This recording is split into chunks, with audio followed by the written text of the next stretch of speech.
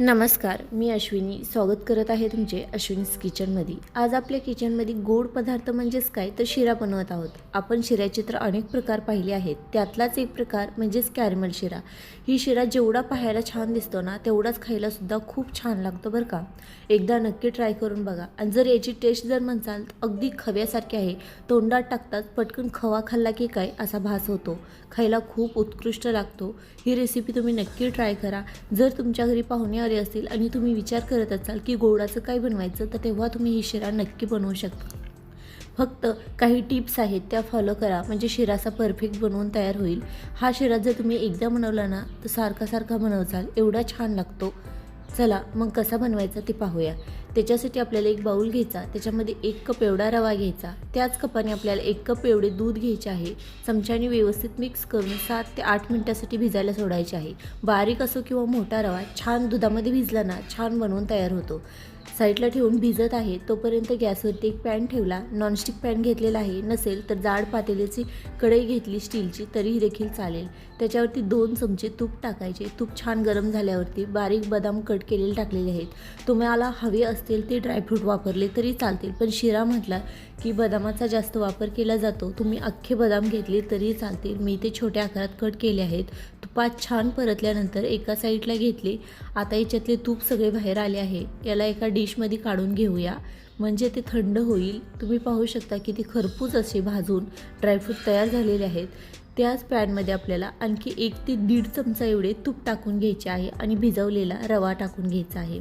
आता ही प्रोसेस जरा थोडी फास्टच करायची आहे। नॉनस्टिक पॅन जरी असला तर चिटकायला तर पाहते, चिटकते म्हणजे जास्त चिटकत नाही आहे, ते ओला असल्यामुळे चिपकले जाते, पण थोडेसे हलकेसे तुपामुळे परतले गेले की ते पटकन निघले पण जाते। असे करून आपल्याला एकसारखे छान असा रवा व्यवस्थित हलवून घ्यायचा आहे म्हणजे कसे त्याच्यातले दूध, तूप आणि रवा व्यवस्थित मिक्स झाला पाहिजे। आता तुम्ही पाहू शकता ते व्यवस्थित असा मिक्स व्हायला सुरू झालेला आहे, तसाच तो ड्रायसुद्धा व्हायला सुरू झालेला आहे। एकसारखे छान असे मिक्स करून हलवून घ्यायचे। 3 ते 4 मिनिटं व्यवस्थित रवा हलवल्यानंतर असा सुट्टा होतो आणि छान हलका असा ब्राऊन कलर येतो। नंतर पॅनमधनं त्याला साईडला काढून घ्यायचे आणि त्याच पॅनमध्ये आपल्याला 1 ते 1.5 चमचा एवढे तूप टाकायचे आहे। तूप छान हलके गरम झाले की जेवढा रवा घेतला होता त्याच क्वांटिटीमध्ये साखर घ्यायची। जर कमी गोड खात असाल तर तिथे साखरेचे प्रमाण कमी जास्त केले तरी चालेल।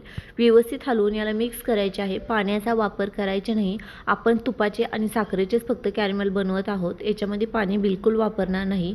2 ते 3 मिनिटं छान अशी साखर परतली की एकसारखी हलवत राहिला ना तर साखर पटकन मेल्ट होते। जसे मी तुम्हाला इथे दाखवते तशी मेल्ट व्हायला सुरू झालेली आहे। छान असे मेल्ट झालेली आहे साखर।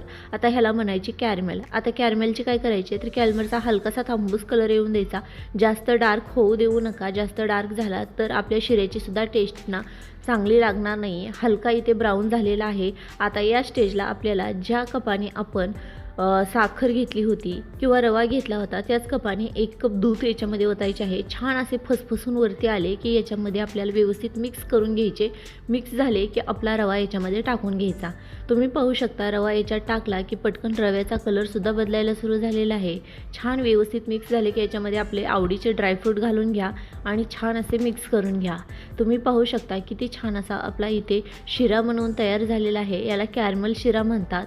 तर हे आता तूप सोडायला सुद्धा चालू करायला लागलेला आहे। तर ही जी टेस्ट जर म्हणसाल तर अगदी तोंडात टाकली की काहीतरी खवा खातोय की काय असे वाटते, एवढी छान लागते। फक्त लक्षात राहू द्या कॅरमल बनवताना कॅरमलचा कलर डार्क होऊ देऊ नका। जर डार्क झाला तर त्याची टेस्टसुद्धा बदलते। हलकासा ब्राऊन झाला की पटकन त्याच्यामध्ये पुढची प्रोसेस करून घ्या। आता इथे बोलत बोलत आपला रवासुद्धा छान असा परतून झालेला आहे। ह्याला जास्त शिजवायची गरज नाही आहे, हे दुधामध्ये भिजवल्यामुळे हलका झालेला होता, त्याच्यामुळे हे न झाकण ठेवता असाच 2 ते 3 मिनिटं परतून घ्या म्हणजेच हे तूप सोडायला सुरू झाला की म्हणायचं आपला शिरा बनवून तयार झालेला आहे।